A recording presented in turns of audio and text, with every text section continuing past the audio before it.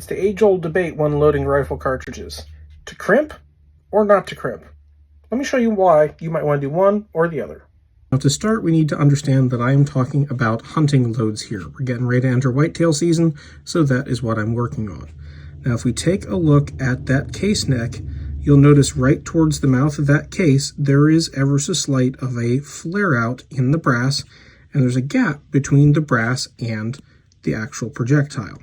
This is a byproduct of using something like this Lyman M die to actually bring the case neck out to its proper diameter instead of using something like an expander ball. That gives you better concentricity, and you have the option to run an additional kind of slight flare at the end if you have a harder time getting those projectiles to actually stay straight and seat in the case without shaving off any of the sides.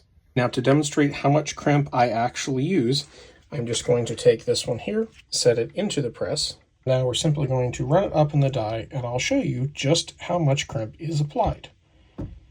And you'll note full crimp is not applied until these little jaws are all the way closed, and we're not even close to being all the way there.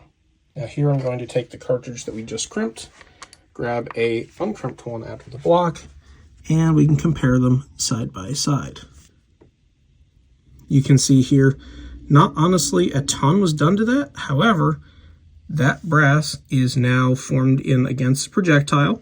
Again, nothing serious, but we no longer have that sharp lip right there on the edge. And you can also see it here if you step back a little bit. That is basically just a nice gentle roll in on the outside of the case there. And that's basically all you need to do as far as crimp. I don't advocate for like a heavy, super heavy crimp down into that groove. That's really all you need. It's going to take out that excess flare and do a gentle seal against the other side of that cantilure. And honestly, that round is ready to go for hunting season. You don't have to worry about it seating, changing its seating depth there in the case, and you really won't have to worry now about any kind of water getting in and making your powder wet.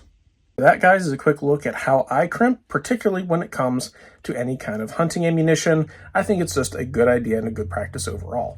Now, if you're doing target shooting and you have a different setup for expanding or something like that, I know a lot of guys don't do it in that case, but when it comes to hunting, I think it's just a good practice.